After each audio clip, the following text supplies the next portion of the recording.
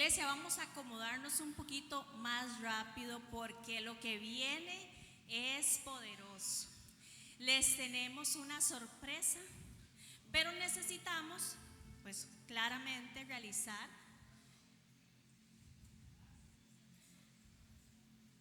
el tema de los diezmos y las ofrendas. No es necesario motivarlos aquí porque ya sabemos que cada uno de nosotros nos levantamos cada mañana agradecidísimos por lo que Dios nos ha dado. Así que hoy voy a pedirles que se pongan en pie, cada uno con su diezmo y con su ofrenda, los servidores que están encargados.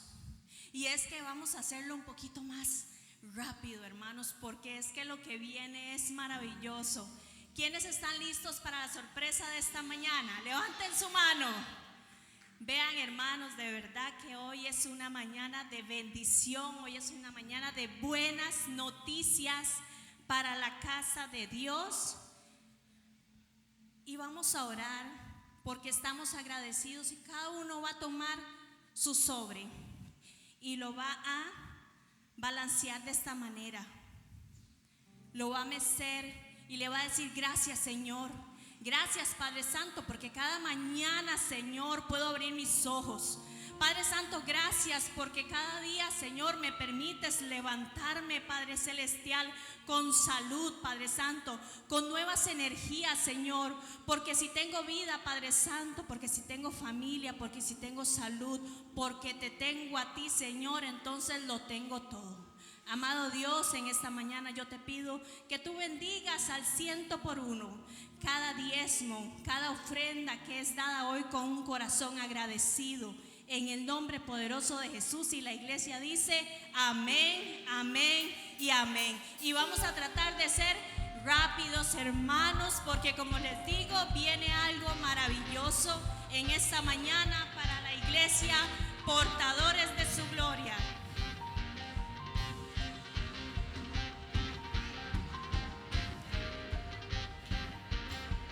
Vamos regresando a nuestros asientos en orden. Nos saludamos al final.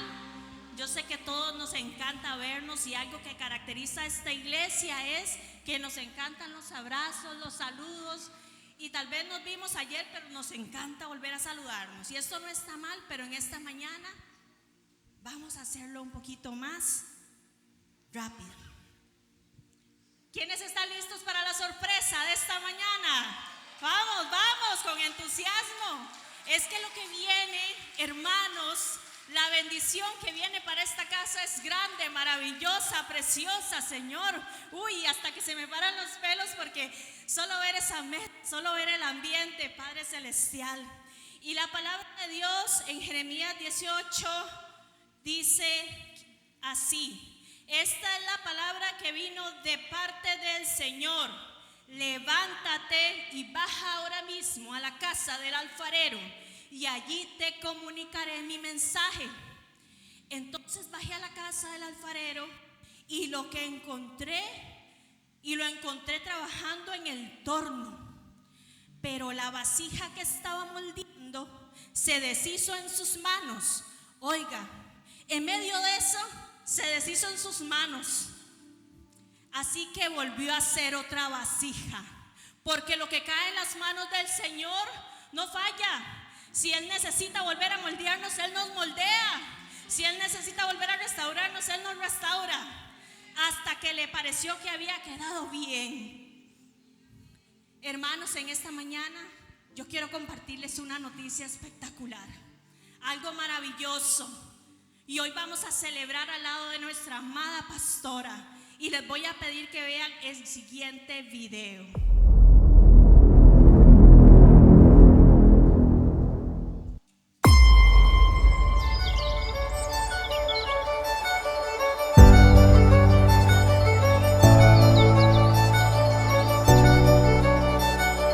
¿Se ha preguntado alguna vez por qué Jesús fue llamado el Hijo del Carpintero?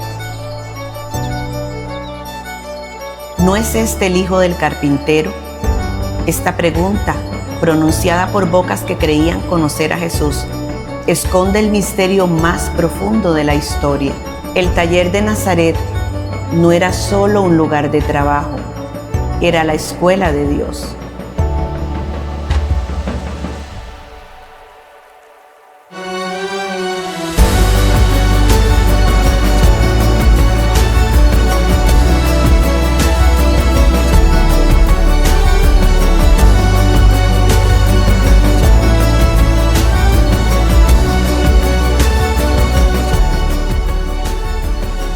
Cada tabla lijada era una lección de paciencia.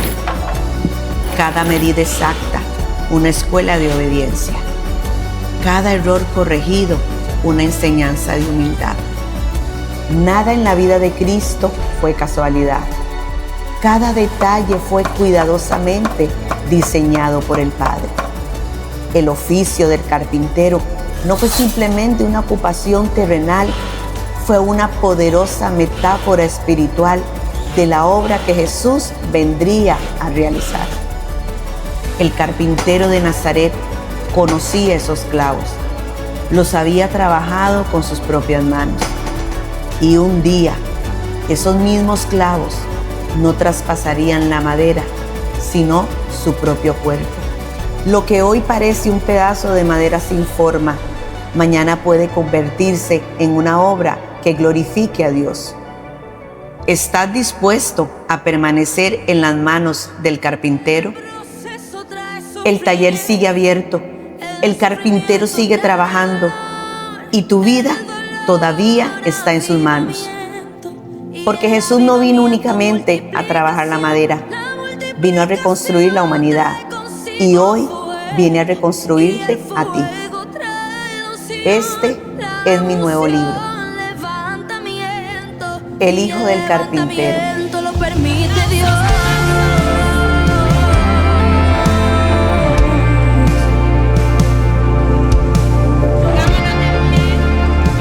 El Hijo del Carpintero, un libro que no nació en mi mente, sino de la voz del Espíritu Santo, para ti, para este momento, para tu proceso. Adquiérelo hoy y permite que el Maestro trabaje en tu vida. Y el avivamiento, multiplicación, la multiplicación trae consigo fuego y el fuego trae la unción, levantamiento y el levantamiento lo permite Dios. El proceso trae sufrimiento, el sufrimiento trae dolor, el dolor avivamiento. Avivamiento, multiplicación, la multiplicación trae consigo. Con un fuerte aplauso recibimos a nuestra apóstol Carmen Razo Fonseca. El levantamiento lo permite Dios. El proceso trae sufrimiento, el sufrimiento trae dolor, el dolor avivamiento y el avivamiento multiplicación.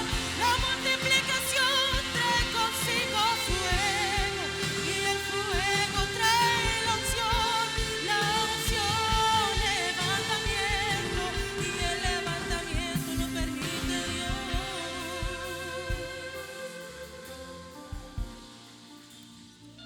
Y esta mañana vamos a tener un quirinquinquín de tiempo, un conversatorio pequeño con nuestra pastora, porque iglesia, hoy es un día muy especial y es un día para que nos gocemos al lado de nuestra amada pastora, madre espiritual, que no solo pastorea con el corazón, sino que nos ha enseñado a tener esa intimidad con el Padre a través de su ejemplo. Buenos días, pastora. Para mí es un honor estar en esta mañana contigo. Gracias, muchas gracias. Gracias a todos. Gracias. Pastora,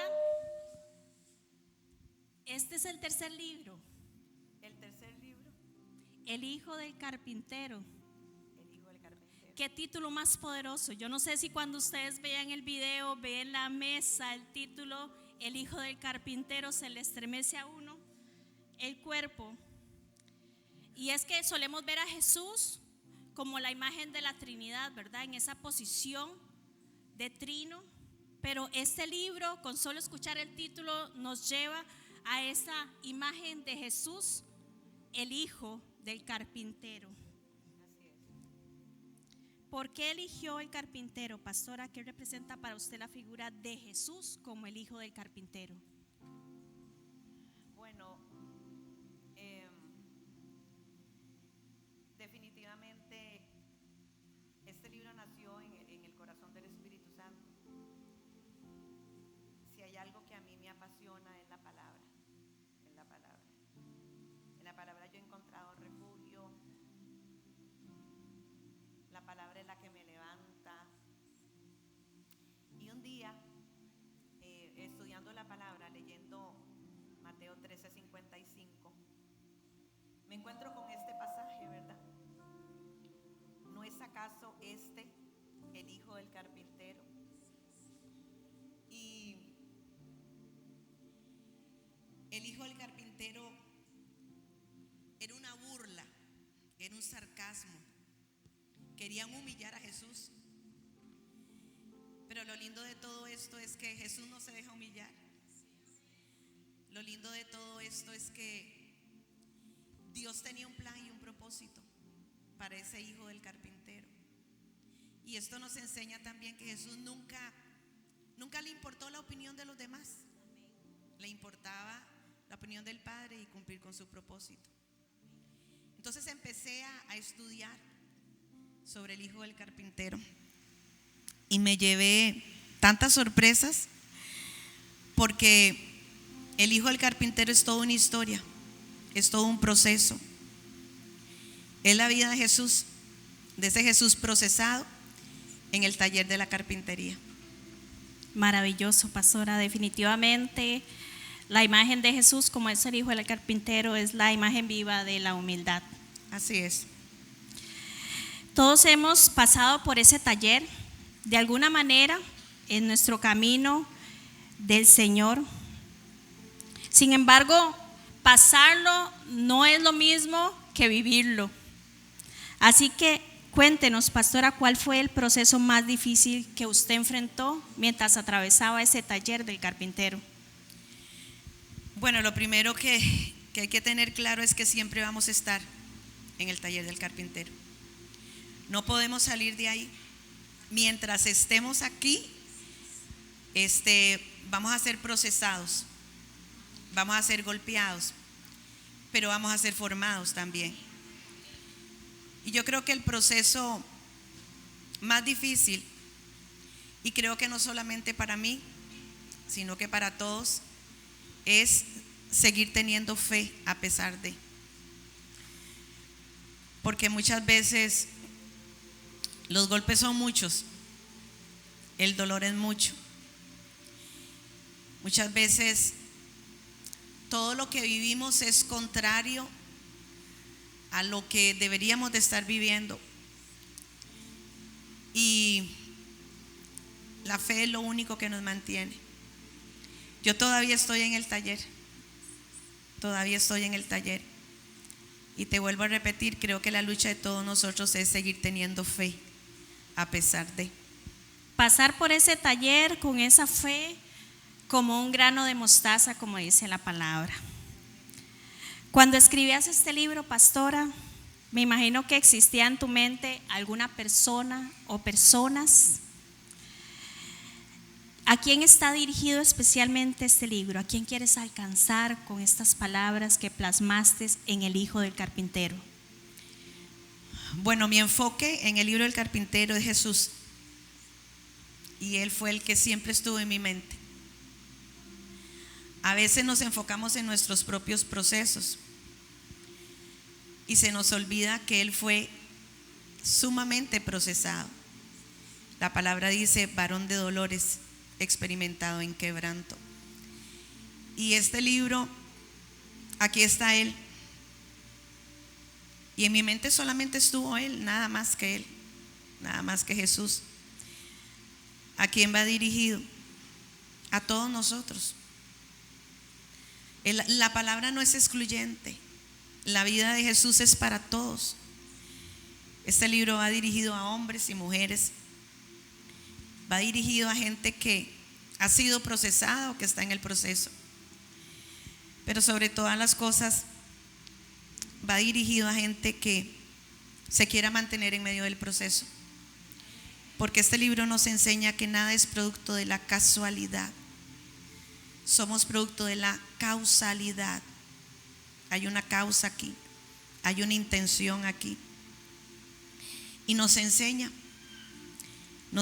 que tal vez hoy no entendemos lo que estamos viviendo, pero que todo forma parte de un precioso y maravilloso plan de Dios para nuestras vidas. Así que este libro es para todos. Este libro es para jóvenes, para no tan jóvenes, hombres, mujeres, para todo aquel que quiera aprender de la vida de Jesús y que quiera aprender de su proceso.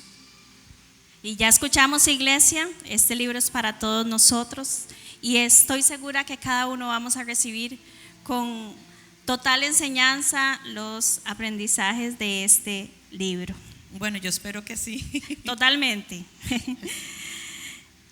Este libro, pastora, cuando yo leía el título, yo lo sentía como una invitación abierta. No solo para ser leído, sino para ser vivido, como usted lo decía. O sea, para que aprendamos de la enseñanza que está plasmada en él. Si tuviera que elegir un solo mensaje, pastora, esa semilla que espera que quede en el corazón de las personas, ¿cuál sería? Confiar en el diseño de Dios. Dios tiene un diseño y un plan para nosotros. Y obedecer. Muchas veces obedecer duele. Muchas veces obedecer, vamos a tener que posponer nuestros planes por los planes de Dios. Pero obedecer tiene su recompensa. Amén. Jesús obedeció y obedeció en todo. Porque o obedecemos en todo o desobedecemos. Entonces, la invitación de este libro es confiar en el diseño de Dios, en el plan de Dios, porque Dios no se equivoca. Totalmente. Él no se equivoca. Totalmente. Y tener la seguridad que el precioso Hijo del carpintero seguirá trabajando en nosotros, porque el carpintero no desecha la madera, no la desecha. La forma, la toma, la moldea y hace de un trozo de madera una obra de arte. Amén. Somos obra de arte. Amén, gloria a Dios. Y el llamado a la obediencia es que sabemos que la obediencia trae bendición. Y entonces en esta mañana los llamamos a comprar el libro de la pastora, sean obedientes. Finalmente, pastora, para todos los presentes aquí, quien incluso nos ven en redes sociales en esta mañana y que quizás en este preciso momento están sintiendo que su vida está hecha a pedazos. ¿Qué crees que Él estaría dispuesto a sanar, restaurar y a formar en nosotros en este momento si decidimos entrar en ese taller? Todo, absolutamente todo. No hay nada que el Hijo del carpintero no pueda reformar, no pueda restaurar, no pueda crear. No hay nada, absolutamente nada que Él no pueda hacer nuevo. El trozo de madera más sin forma, Él lo toma y con sus manos empieza a hacer una preciosa obra de arte. Así que en Él, el que está deprimido puede encontrar la paz que su alma necesita. En Él, el que está cansado puede encontrar el reposo que necesita. En Él podemos encontrar el gozo que perdimos en medio del proceso. Las fuerzas para poder perdonar. Las fuerzas para poder perdonar. Porque a veces nuestra humanidad no quiere. Pero cuando dejamos que Él toma las riendas de nuestra vida, sabemos que en Él nosotros sí podemos. Y el Hijo del carpintero puede hacer en nosotros lo que nada ni nadie puede hacer, lo que la ciencia no puede hacer, Lo que el hombre no puede hacer, lo hace Él, porque Él no se cansa. Lo lindo es que Él no se cansa. Aunque la madera esté rebelde, Él no se cansa. Así que pongamos nuestras vidas en su taller, que nunca, de ese taller nunca vamos a salir como nunca vamos a ser iguales. Entramos sin forma, Él nos da forma. Entramos sin fe, Él nos da fe. Entramos sin esperanza y Él nos da esperanza. Amén. Amén. El hijo del carpintero, mi amado Jesús. Gloria a Dios. Y un aplauso. Pongámonos en pie, iglesia, porque esta es una mañana de celebrar, una mañana de darle gloria primero a Dios y una mañana en que vamos a celebrar con un fuerte aplauso el nuevo libro de nuestra pastora y apóstol Carmen Carazo Fonseca, el hijo del carpintero. Pastora, pero lo mejor está por venir. Lo mejor está por venir. La palabra. Y así que les pido que estén enfocados. Amén, amén, gracias. Pueden sentarse.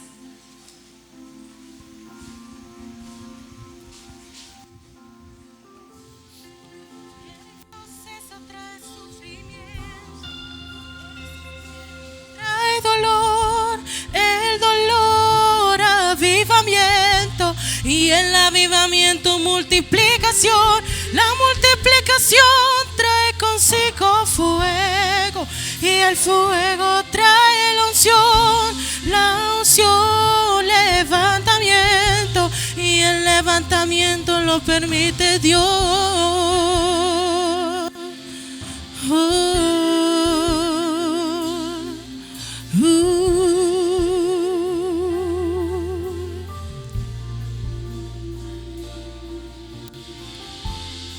El proceso trae sufrimiento, el sufrimiento trae dolor, el dolor avivamiento, y el levantamiento multiplicación. La multiplicación trae consigo fuego, y el fuego trae la unción levantamiento, y el levantamiento lo permite Dios.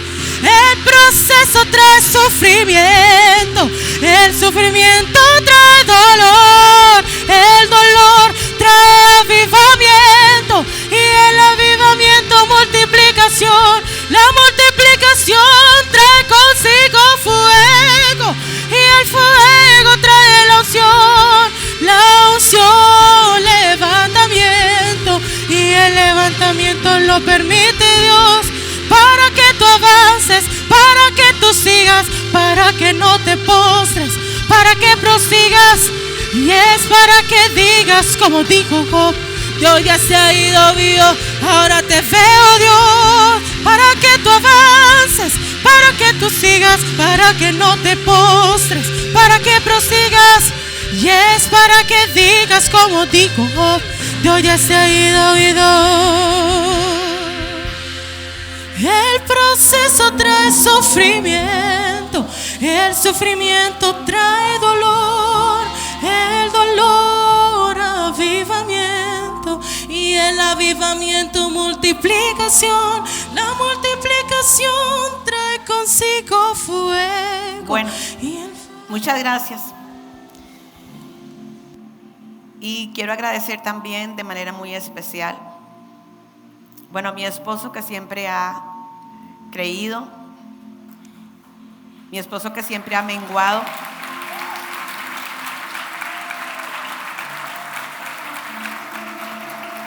nunca hemos tenido diferencias o pleitos. Le doy gracias a él. Le doy gracias al equipo que ha estado detrás del hijo del carpintero, de una manera muy especial a la pastora Yesenia, que ha tenido mucho trabajo, mucho trabajo, y que ya empieza a trabajar en el cuarto libro. Le doy gracias a Dios por Yahania, que también fue parte muy importante de este proyecto. Le doy gracias a Mauriel, que con sus ideas plasmó todo esto también, ese video tan hermoso. Muchas gracias, Mauriel. Le doy gracias a Dios primeramente, a Él, al Espíritu Santo, que le puedo decir que me dictaba muchas veces lo que Él quería que estuviera en este libro. Le doy gracias a la congregación Portadores de su Gloria por creer en este ministerio, por apoyarme siempre. A mi familia, no están todos aquí. Algún día. Muchas gracias.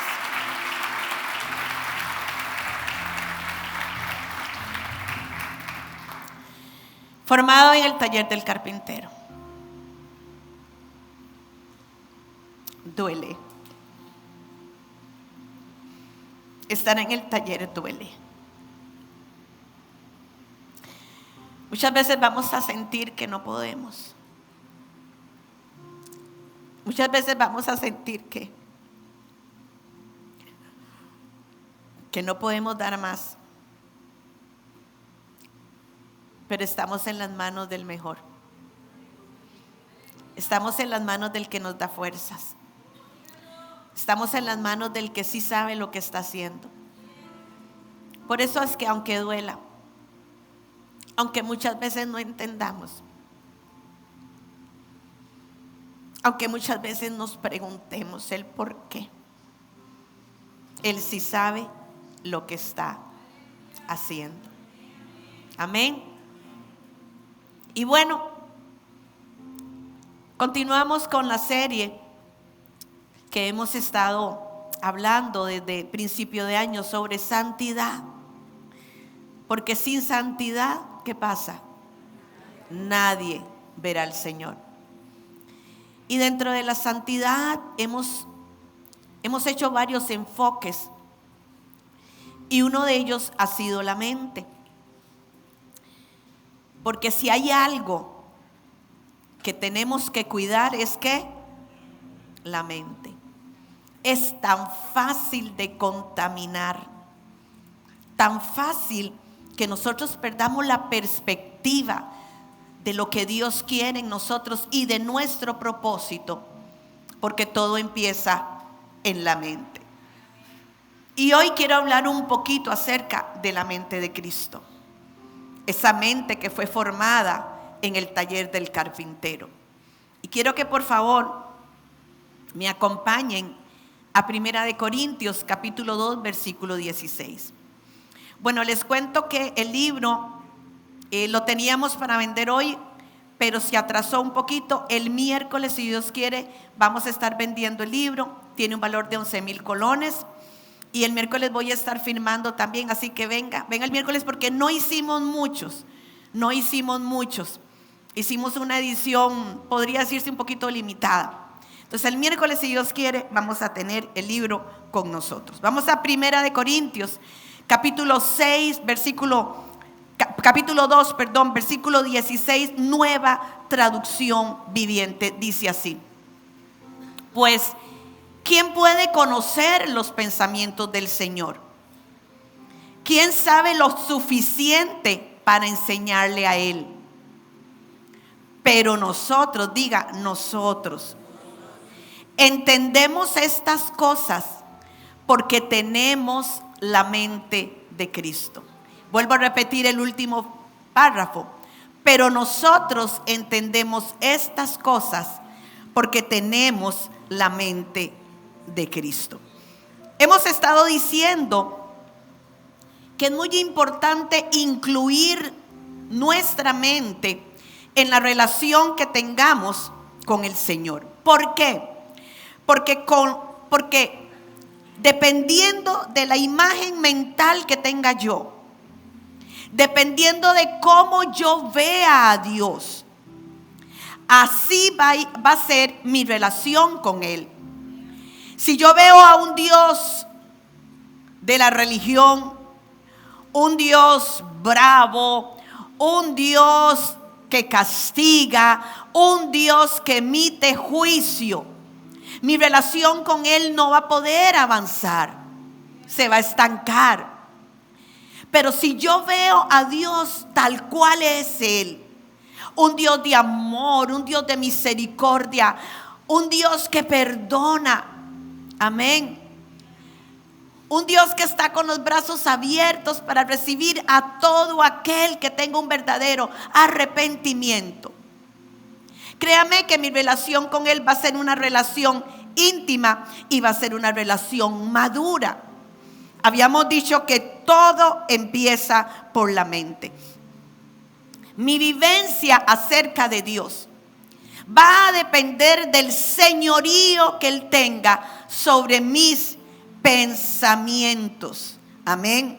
Entonces quiere decir esto, que para experimentar a Dios, para poder entender los pensamientos de Dios, yo tengo que llenarme de Él, que mi mente esté llena de Él. Tenemos que vaciarnos y llenarnos de Él, de su amor, de su gracia, de su misericordia y de su bondad. Pero para tener conocimiento, para entender la mente de Dios, yo tengo que tener la mente de Cristo. Para que mis actitudes y mis motivaciones y mis actividades cambien. Vuelvo a repetir, debo de llenarme de Él. Porque yo soy lo que pienso. Vamos a Filipenses capítulo 2, versículos del 5 al 8.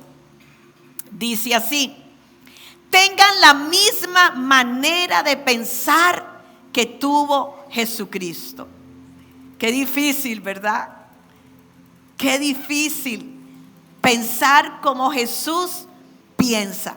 Dice, aunque Cristo siempre fue igual a Dios, no insistió en esa igualdad.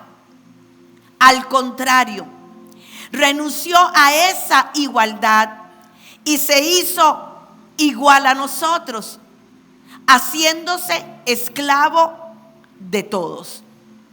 Como hombre se humilló a sí mismo y obedeció a Dios hasta la muerte.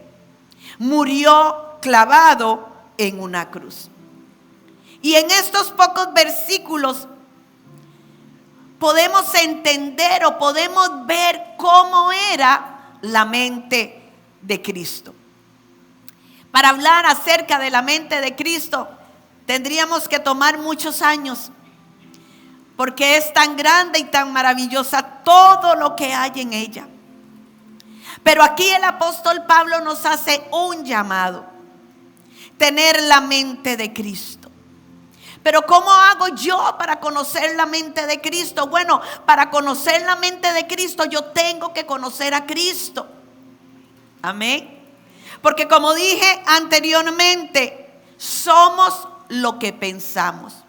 Nuestras actitudes empiezan primero en la mente. Si usted no lo piensa, usted no lo hace. Pero somos lo que pensamos. Y de una manera muy general, muy general, ¿cómo es Cristo? Y digo que es, porque mi Jesús está vivo. Amén.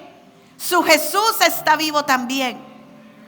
Entonces, ¿qué podemos decir acerca de Jesús?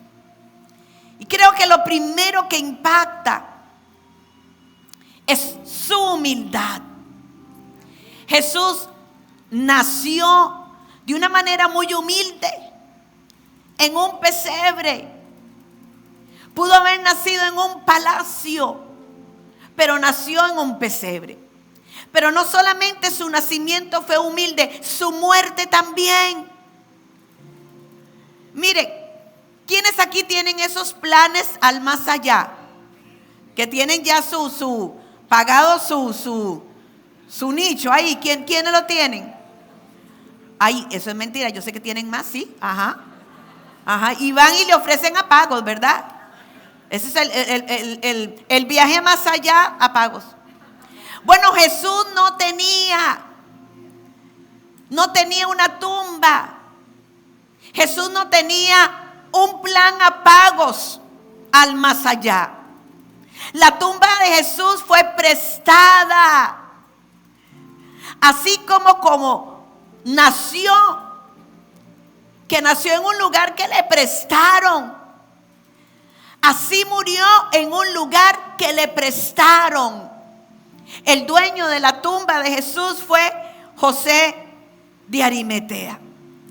Renunció a todo, absolutamente a todo, para venir a vivir aquí como uno de nosotros. Dice la palabra que siendo rico se hizo pobre, siendo rey se hizo esclavo, pudiendo venir a ser servido, pues simplemente vino a servir. Se sometió voluntariamente a la muerte, incluso a la muerte de cruz. Y eso nos habla de su humildad.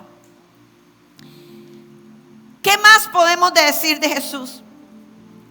Pues una de las cosas que a mí me impacta es que Jesús siempre se mantuvo enfocado.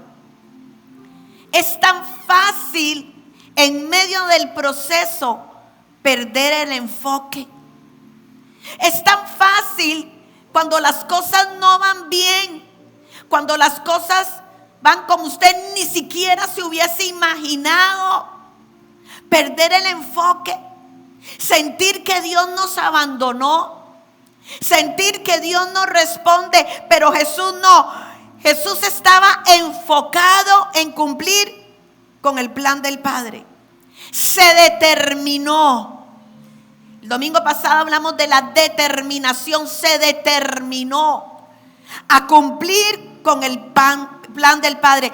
¿Y sabe cuál fue el enfoque de Jesús? Veámoslo. En Hebreos, capítulo 12, versículo 2 dice: pongamos toda nuestra atención en Jesús. ¿Qué está diciendo aquí? Enfoquémonos en Jesús, pues de Él viene nuestra confianza. Y Él es quien hace que confiemos cada vez más y mejor. Pero vayámonos a la otra traducción. Búsqueme en la Reina Valera, por favor. La Reina Valera. Porque nos habla aquí claramente del enfoque. Dice: puesto los ojos en Jesús, el autor y consumador de la fe, el cual por el gozo puesto delante de Él, sufrió la cruz, menospreciando el oprobio, y se sentó a la diestra del trono de Dios. Jesús no perdió el enfoque en el gozo. ¿Sabe? Cuando Jesús lo rechazaban, Jesús veía el gozo. El gozo de que por el rechazo de Él nosotros fuimos aceptados. En medio del proceso de la cruz, cada dolor, cada herida dolía menos porque Él se enfocaba en el gozo. ¿Cuál gozo? Que su muerte iba a traer vida. Que el precio de nuestra paz Él lo estaba cumpliendo en la cruz del Calvario. Y es que nosotros tenemos que enfocarnos no en lo que estemos pasando hoy, sino en lo que viene. Nuestro enfoque tiene que estar en las promesas. Nuestro enfoque tiene que estar que el sufrimiento es temporal, pero la gloria es eterna. Nuestro enfoque tiene que estar que si Dios lo dijo, Dios lo hace. Amén. Porque si nos enfocamos solamente en el dolor, en la prueba o la tribulación, nos desenfocamos. ¿Qué más podemos decir de Jesús? Que amó. Que amó. ¿Quiénes aman aquí? Levanten la mano. Ay, qué poquitos. Qué poquitos.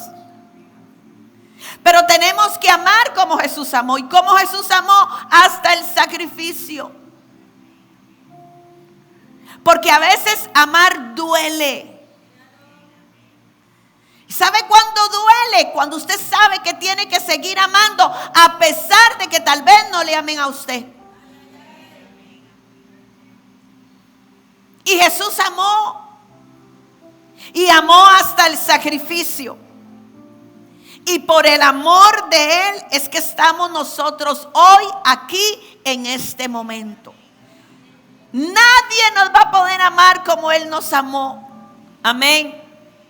Jesús es el amor. Es la fuente de amor. De Él se derivan todos los demás amores. Así que no diga, por favor, que a usted nadie le amó. Porque a usted le amaron y le amaron hasta el sacrificio. Amén. Otra cosa que podemos ver en la vida de Jesús es que Jesús fue intencional. Jesús sabía que Él tenía un propósito. Jesús sabía que todo era cuestión de causalidad, no casualidad. Había una intención detrás de todo. El dolor tenía un propósito. El sufrimiento tenía un propósito. El rechazo tenía un propósito. Su vida tenía un propósito. Pero su muerte también tenía un propósito. Y la mejor noticia que hoy vengo a decirle es que usted y yo formamos parte de ese propósito. Amén. Porque cuando Jesús estaba muriendo en la cruz del Calvario, estaba pensando en usted. Estaba pensando en todo lo que Él iba a dar. Estaba pensando en que nosotros ya no tenemos que ir a buscar en ningún otro lugar y con nadie más lo que nosotros necesitábamos. Porque en la cruz del Calvario fue provisto sanidad, salvación, perdón de pecados, vida eterna, restauración, liberación, todo. Amén. ¿Qué más vemos en Jesús? Fue un hombre obediente. ¿Y cómo cuesta obedecer? Y obedeció en todo. Y ahí en el Getsemaní le dice al Padre: hágase tu voluntad y no la mía. Y es que el hacer la voluntad de Dios muchas veces no va a ser fácil. Hacer la voluntad de Dios equivale a entregarle a Él mis sueños por cumplir los sueños de Él. Hacer la voluntad de Dios me va a llevar a mí muchas veces a cortar con relaciones que no quiero cortar, pero que sé que lo tengo que hacer. A vivir de una manera diferente a la que había planeado, a la que había querido, y vivir la vida de Él. Diga, obediente. Y esa obediencia fue la que le dio el poder al Espíritu Santo para resucitarlo. Porque recuerde que cada acto de obediencia abre la puerta de la bendición. Pero cada acto de desobediencia abre la puerta de la maldición. ¿Qué más podemos decir de Jesús? Jesús fue paciente. Esperó. Esperó en el tiempo de Dios a que todo se cumpliera. Eligió esperar. Eligió ser siervo. Eligió ser esclavo. Eligió no vivir para su propia gloria y esperó el tiempo de Dios. Y nosotros como cristianos, como creyentes, estamos llamados a también tener paciencia y esperar. El salmista dijo: pacientemente esperé a Jehová. Amén. Pacientemente esperé a Jehová. Y es que si no tenemos paciencia, abortamos el diseño de Dios para nuestras vidas. Y podríamos hablar de muchas cosas acerca de la vida de Jesús. Pero hay algo que a mí me llama poderosamente la atención. Y se encuentra en Hebreos 5:8. Hebreos 5:8. Dice: aunque Él era hijo de Dios, por medio del sufrimiento aprendió lo que significa obedecer siempre a Dios.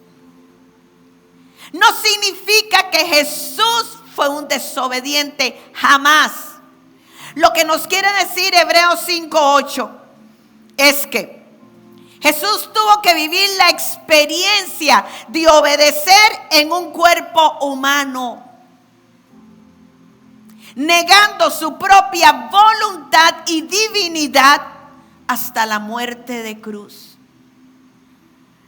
Obedecer estando aquí. Pero ¿a dónde aprendió esa obediencia? Esa obediencia la aprendió en el taller del carpintero. Porque fue en el taller del carpintero donde Jesús fue formado aquí como hombre. ¿No se ha preguntado usted, como me lo pregunté yo cuando empecé a estudiar sobre el hijo del carpintero? ¿Por qué Jesús no nació en el seno de una familia de pastores de ovejas? Porque Jesús es el buen pastor y el buen pastor su vida da por las ovejas. Entonces, ¿por qué no nació Jesús en el seno de una familia de pastores de ovejas? ¿O por qué no nació Jesús en el seno de una familia de pescadores? Porque Él vino a hacernos a nosotros pescadores de hombres. Y si nos elevamos un poquito, ¿por qué Jesús no nació en la casa de una familia sacerdotal? En ninguna de ellas. Porque Dios su Padre decidió que Jesús se formara con un hombre y como hombre en el taller del carpintero. Mire, y esto es hermoso y hoy vamos a entender por qué. La palabra carpintero o artesano es la palabra tectón. Es la palabra tectón. Y vámonos por favor a Mateo, capítulo 13, versículo 55. Dice: ¿no es este el hijo del carpintero? ¿No se llama su madre María y sus hermanos Jacobo, José, Simón y Judas?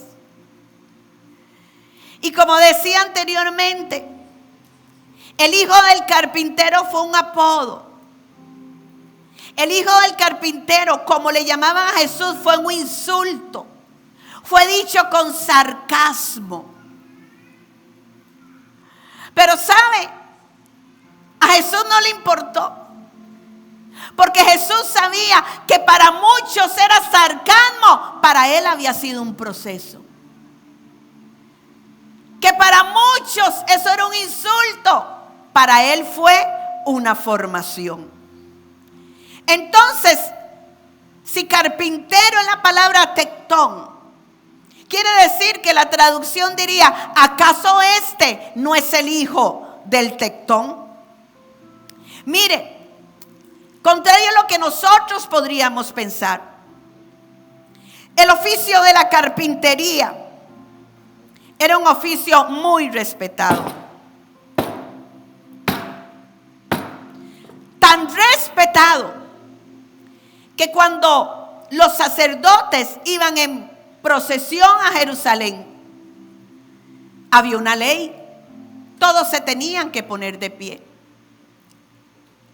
Pero si habían carpinteros o tectones, mientras los sacerdotes iban en procesión,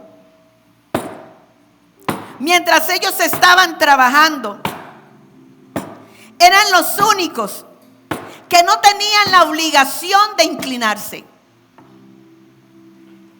porque estaban llamados a no interrumpir su trabajo, sino seguir con él.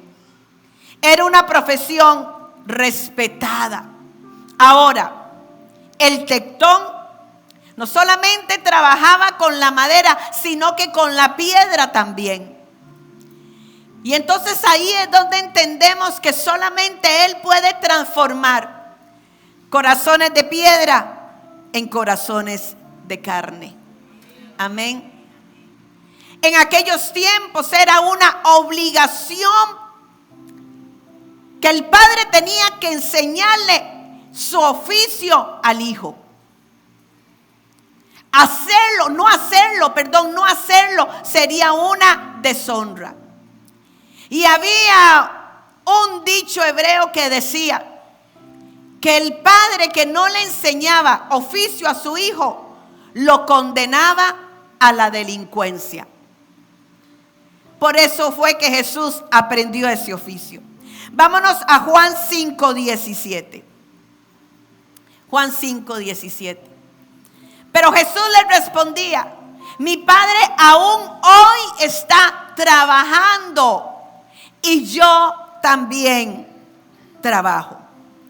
Porque resulta que el oficio del carpintero no solamente venía por su padre putativo. Acuérdese que el padre, este padre putativo es un término legal. No sé si ahora, Neti, todavía, padre putativo.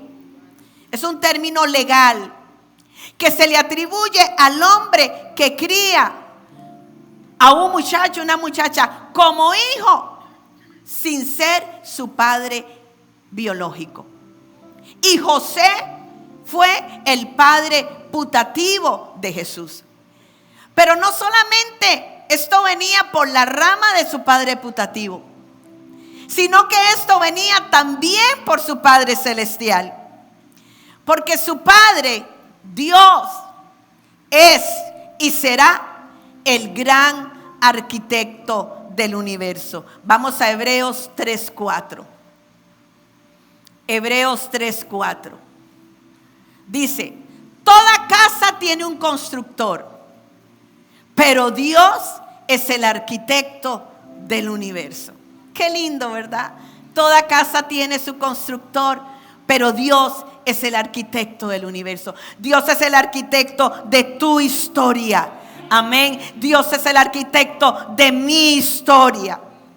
Ahora, el ser carpintero era toda una simbología. Escondía toda una historia. Y es la historia que vamos a ver hoy. Porque esta profesión implicaba trabajar con diseños y seguir planos. Y así es como Dios trabaja con nosotros. Y así es como Dios trabaja en base a diseños y en base a planos. Amén. Él le da el diseño del arca a Noé.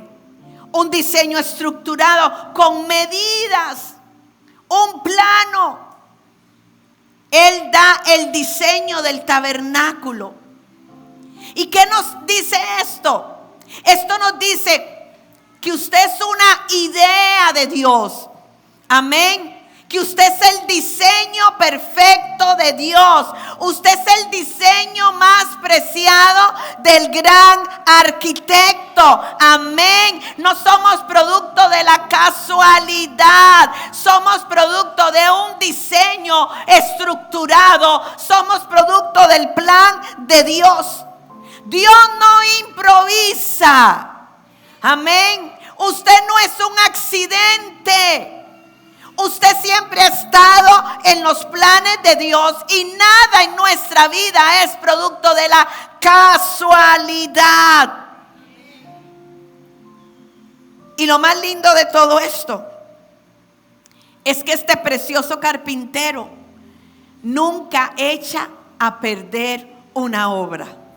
Amén.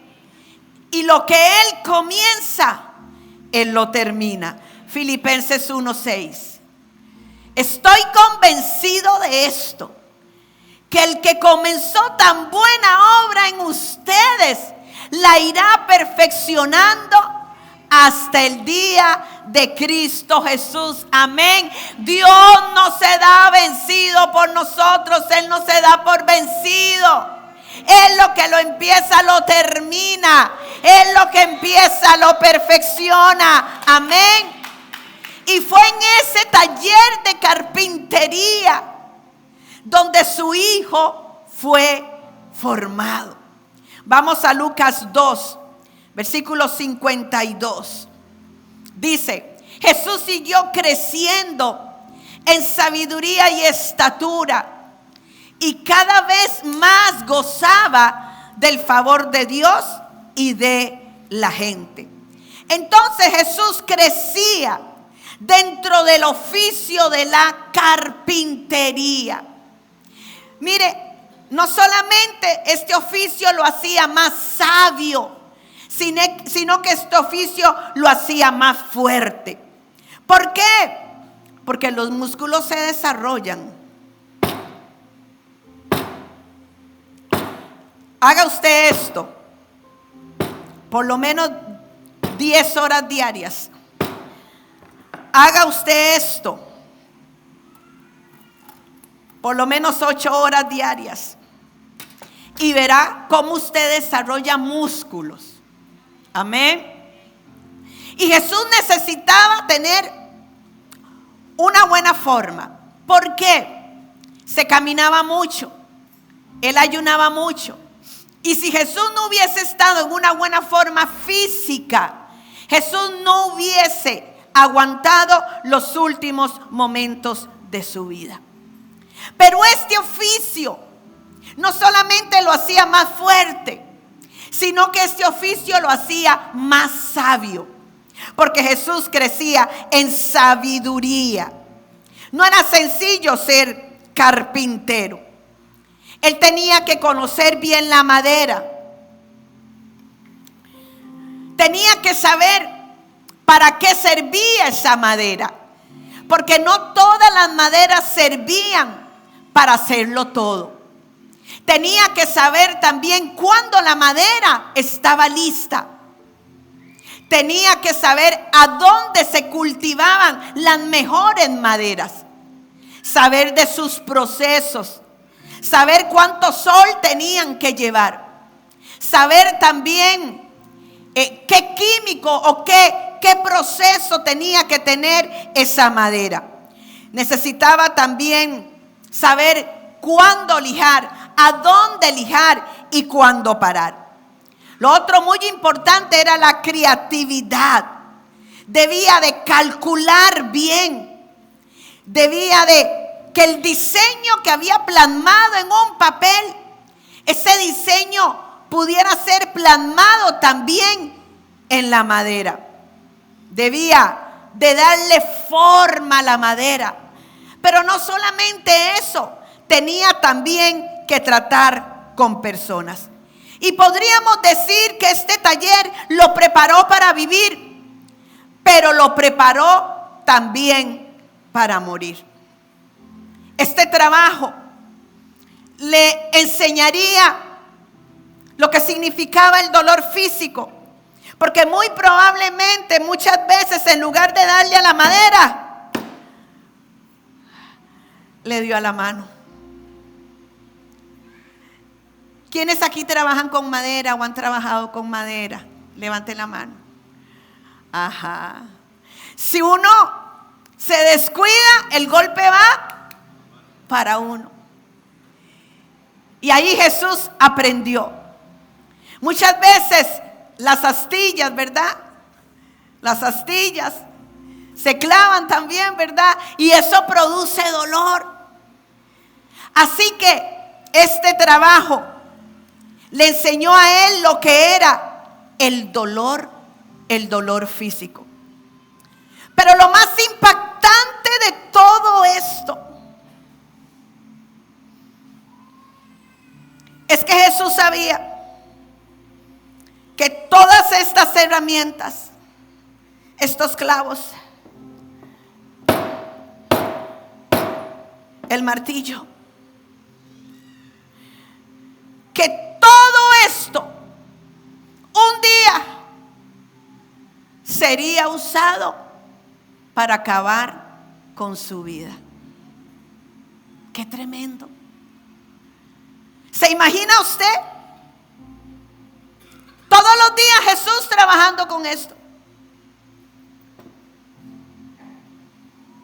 todos los días Jesús, viendo el martillo, viendo los clavos, viendo la madera, sabiendo, porque Jesús lo sabía, porque voluntariamente Él accedió al plan del Padre, que un día,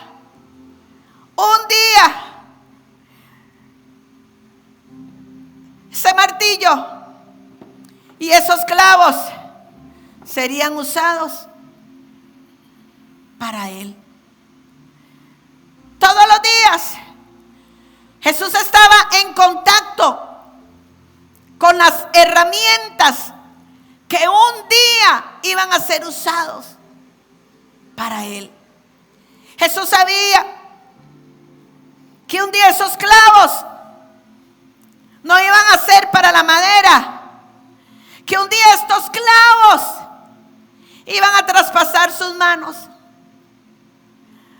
manos que estaban llenas de amor, manos que se usaron para bendecir, manos que se usaron para sanar, que se usaron para hacer milagros, iban a ser traspasadas por estos clavos que Él usaba todos los días.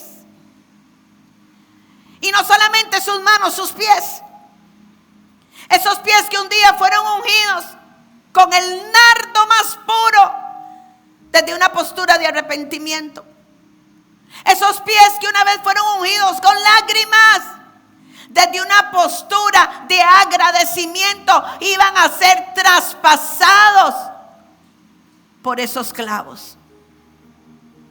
Y el hijo del carpintero moriría en la misma madera que él conocía, la misma madera que él usaba, la misma madera que él trabajaba.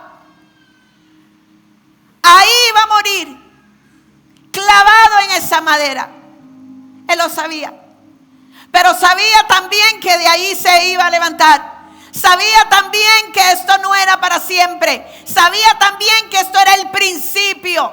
Sabía también que su padre no lo iba a abandonar. Él también lo sabía, porque conocemos del proceso, pero tenemos que celebrar también a lo que nos lleva a nosotros el proceso. Amén. Mire qué impresionante. ¿Se imagina usted quién puede soportar todos los días? Y muy probablemente el enemigo le decía: así te van a clavar, así vas a morir, con estos mismos clavos, así. Porque el enemigo ministra todos los días. Él tenía que tocar la madera. Y quién sabe, a lo mejor también le tocó hacer una cruz.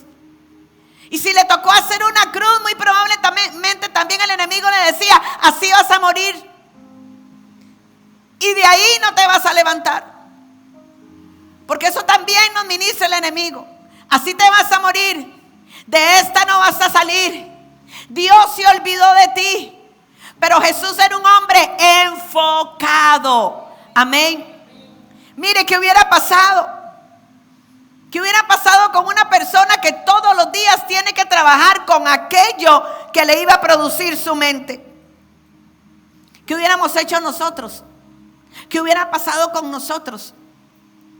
Muy probablemente, y sería lo lógico, todos nos hubiéramos desmoronado. Muy probablemente la tensión hubiera acabado con nosotros. Todos los días el aviso: así vas a morir. Todos los días el aviso: ese va a ser tu final. Esto hubiese sido suficiente para acabar emocionalmente con cualquier persona. Pero Jesús no era cualquier persona. Amén. Jesús no era cualquier persona. Y aquí, en el taller del carpintero, Vemos a un hombre, porque Jesús fue 100% hombre, a una persona como usted o como yo, que pudo haber dicho, ya no soporto esto, que pudo haber dicho, esto es demasiado para mí, que pudo haber dicho, ya no aguanto el dolor de ver lo que me va a pasar. Pero no, ¿sabe qué? A él lo hizo más fuerte. A él lo hizo más fuerte. Por eso es que tenemos que tener la mente de Cristo. Porque la mente de Cristo en medio de una prueba nos dice que no hay prueba que dure para toda la vida. Que la prueba es temporal. Amén. Tenemos que tener la mente de Cristo. Y recordar que hay un mandato que nos dice, mira que te mando que te esfuerces y seas valiente. No temas ni desmayes porque yo soy tu Dios. Como estuve con Moisés, también estaré contigo. Recordar que la prueba lo único que puede producir en nosotros es un mayor y más excelente peso de su gloria, que usted es más que la circunstancia que pueda estar viviendo y que esa prueba no puede definir su final. Amén. Generalmente nosotros no enfrentamos lo que nos produce miedo, ni temor, ni dolor físico o emocional. Generalmente lo evadimos. ¿Por qué? Porque a nadie le gusta sentirlo. Pero al evadirlo solamente perpetuamos más ese temor, ese miedo, esa angustia. Y nos llegamos a ser esclavos de aquello que nosotros le tememos. Hoy mucho se habla acerca de la inteligencia emocional. ¿Y qué es la inteligencia emocional? Pues es reconocer nuestros propios sentimientos y los de otros y trabajar en ellos para poder vivir bien. Y sabe, Dios es experto en inteligencia emocional. Preparó a su hijo en el taller del carpintero. Lo preparó para lo que iba a venir. Lo preparó para lo que se tenía que enfrentar. Y yo creo que la primera cruz de Jesús fueron sus emociones. Porque claro que Jesús sentía temor. ¿Cómo no? Esto te va a pasar. Esto te van a hacer. Te van a traspasar. No deje que la prueba le ministre. No deje que la tormenta le hable. No deje que el desierto tenga la capacidad de acabar con usted. El Padre preparó a Jesús, su Hijo, para lo que Él iba a vivir. Lo enfrentó a sus emociones. Y es por eso que Jesús tenía que nacer en una familia de carpinteros. Porque en ese taller Jesús iba a ser formado. Amén. Mire, le vuelvo a repetir. Cada vez que él oía el golpe de la madera,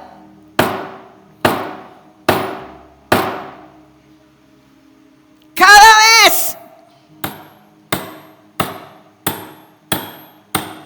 que oía el martillar de unos clavos, Jesús se preparaba para lo que tenía que venir. Y esa preparación no la hubiese podido tener en la casa de un pastor de ovejas. Y esa preparación no la pudo haber tenido en la casa de los pescadores. Era ahí en el taller del carpintero. Aprendió a no tener miedo. Aprendió a que eso era temporal. Aprendió que sí dolía, pero que eso no iba a acabar con él. Amén. Nadie ha tenido ni tendrá un proceso como Jesús. Que somos procesados. Pero el Padre preparó al Hijo. El Espíritu Santo le dio fuerza. Y ahí en ese taller, Él desarrolló humildad. Él desarrolló fe, paciencia. Él se enfocó. Él fue obediente. Él estuvo dispuesto a pasar lo que pasó por amor en este taller de carpintería. ¿Cuál es el taller suyo? ¿Cuál es el taller suyo? Muy probablemente en este momento estás ahí en la mesa. Muy probablemente estás oyendo el golpe del martillo. Muy probablemente estás visualizando los clavos.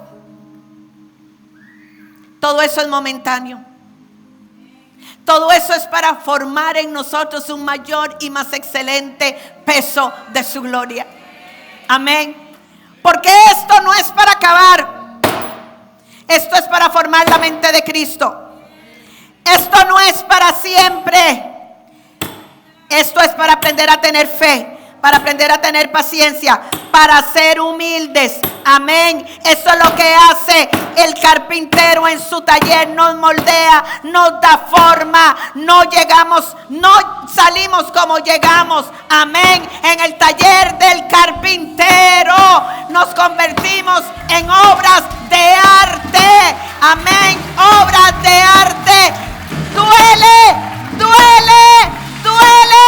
No lo queremos.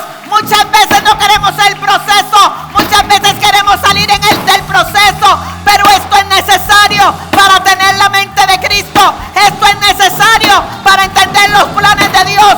Esto es necesario para no abortar el diseño de Dios en mi vida. Esto es necesario. Y nadie quiere. Pero todos nosotros estamos llamados a pasar por ahí. Amén. Así que entienda,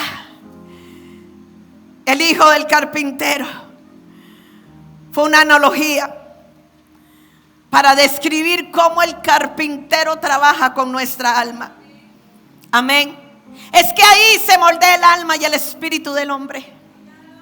Ahí es donde aprendemos. No hay otra manera. Es ahí donde aprendemos. No hay atajos. O se pasa por el taller del carpintero o abortamos el propósito y el plan y el diseño de Dios para mi vida. Amén. Pero esto no va a acabar contigo. Esto no acabó conmigo. Esto es para adquirir un mayor y más excelente peso de su gloria. Amén. Hoy hay una invitación. La invitación es: entre al taller. Entre al taller del maestro. Venid a mí, dice el Señor, todos los que estáis trabajados y cargados, y yo os haré descansar. Descansamos en sus planes. Descansamos en sus diseños. Descansamos sabiendo que Él tiene ya todo preparado. Cada medida, cada diseño, amén, todo tiene que acoplarse. Entréguele la madera de su corazón, que Él no desecha ninguna madera. Y el gran arquitecto tiene planes para usted. Confíe en sus diseños perfectos. Aquí se hacen corazones nuevos. Aquí aprendemos a perdonar. Aquí volvemos a amar. Aunque la decepción haya sido tan grande. Y amar hasta el sacrificio. Amar hasta que nos duela. Aquí nos enfocamos. Nos enfocamos. Sabemos que todo esto es intencional. Sabemos que el plan de Dios es perfecto, aunque en el proceso haya tenido pérdidas, aunque en el proceso me hayan abandonado, aunque en el proceso la decepción haya sido muy grande. Ahí en el taller del carpintero, los afligidos reciben paz. El endemoniado es libre. El que no tenía provisión encuentra provisión. Aquí, en el taller del carpintero, los corazones corruptos son lijados hasta que desaparezca todo aquello que no le agrade al Señor. Y si duele la lija, duele el martillo, duelen los clavos, pero yo con todo eso soy formado. Pero sobre todas las cosas, en el taller del carpintero, soy moldeada con amor.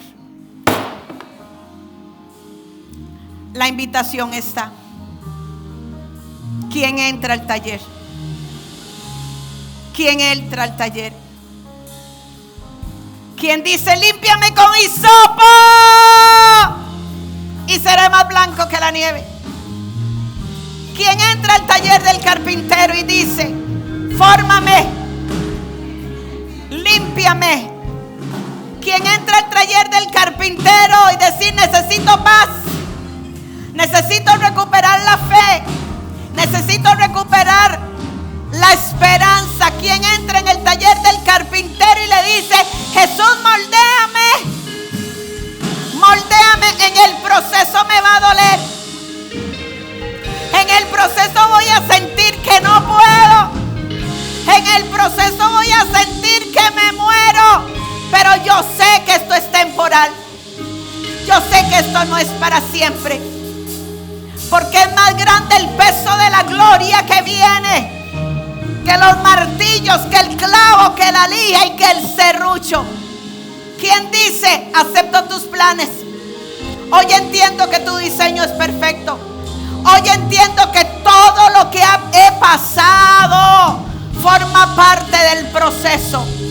Pero hoy entiendo también que el proceso no es para acabar conmigo. El proceso es para formar en mí la mente de Cristo. La mente de Cristo. Hoy entiendo, no soy igual que hace 3 meses. No soy igual que hace 6 meses.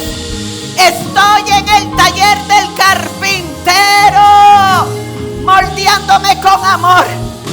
Moldeándome con amor. Adquiriendo fe, esperanza y gozo. Hoy me enfoco en el gozo. Hoy me enfoco en lo que va a producir. El dolor es momentáneo, la pérdida es momentáneo, pero lo que va a producir en mí va a ser eterno y va a ser para siempre.